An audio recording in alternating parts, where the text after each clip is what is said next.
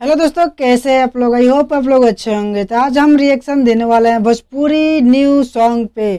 ये सॉन्ग रंगदारी वाला सॉन्ग है। जिस दिन पहले अरविंद अकेला कॉलेज जी का आया था रंगदारी सॉन्ग बंदूक, और इस बार प्रमोद प्रेमी का गाना आया है रंगदारी वाला, जिसका टाइटल नेम है थाना दीवाना बा। और बहुत मजेदार सॉन्ग होके वाला हुई। तो चलिए जा पहले सॉन्ग के सुनो जाओ, और सॉन्ग अच्छा लगे तो लाइक और शेयर जरूर करी जा। तो चलिए वीडियो को स्टार्ट करते हैं।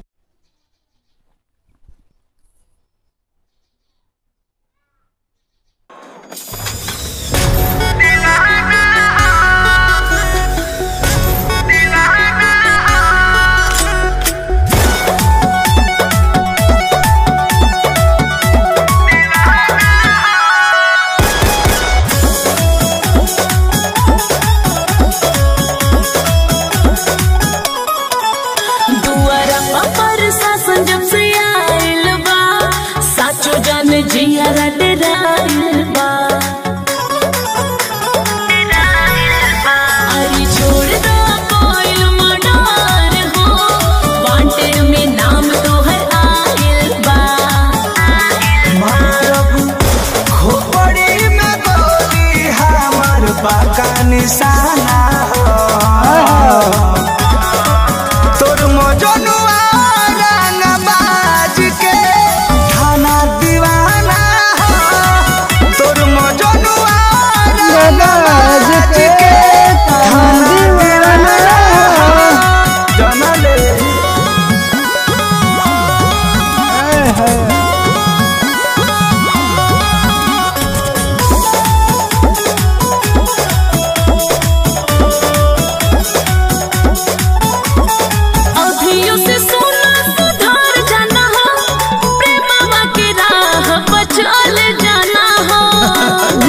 नहीं हो सकता जाने सुन पगली तोर पगला अपना सुधारी रे।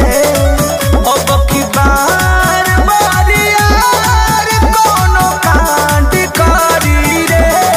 जेली भइल ससुरार के सी कागज के पाना हो।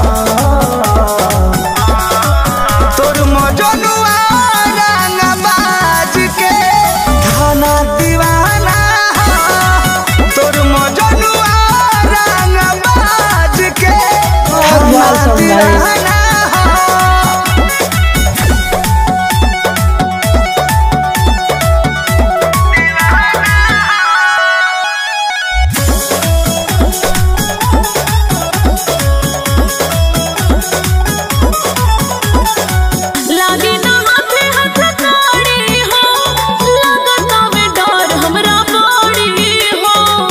कुछ नहीं होगा मेरे को।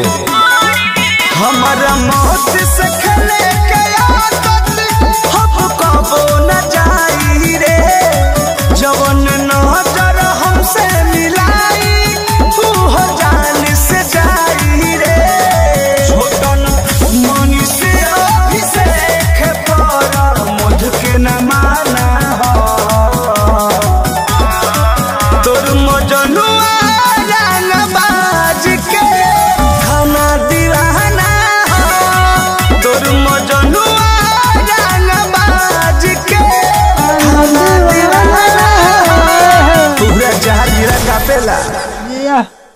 हेलो दोस्तों, कैसा लगा सॉन्ग आप लोग का कमेंट सेक्शन में ज़रूर बताएं। और ये गाना बहुत मज़ेदार है, लगन स्पेशल सॉन्ग है भैया। लगन में रंगदारी वाला गाना बहुत ज़्यादा बाजेला, तो वो टाइम पे सही टाइम पे गाना आ गइल बा। और इस बार प्रमोद प्रेमी के गाना आइल बा, जेकर टाइटल नेम रहे थाना दीवाना बा। तो डिस्क्रिप्शन में लिंक दे देंगे, वहाँ से आप लोग सॉन्ग को सुन सकते हैं। तो चलिए आज के लिए इतना ही, मिलते हैं नेक्स्ट वीडियो में। Bye by.